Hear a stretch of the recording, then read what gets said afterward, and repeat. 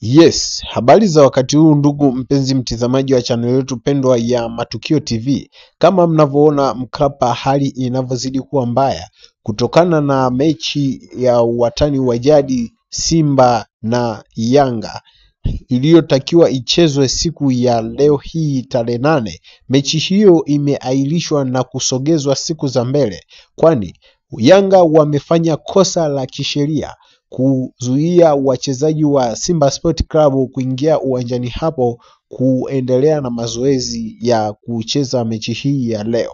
Sasa basi tunaenda kuisikiliza bodi ya michezo inakwenda kutuletea taarifa gani juu ya mechi hii. Wachambuzi mbalimbali wanatamka ya kuwa Simba imefanya kosa kisheria kuto kuwasili uwanja siku ya leo hii, imempatia Yanga pointi 3 leo za muhimu.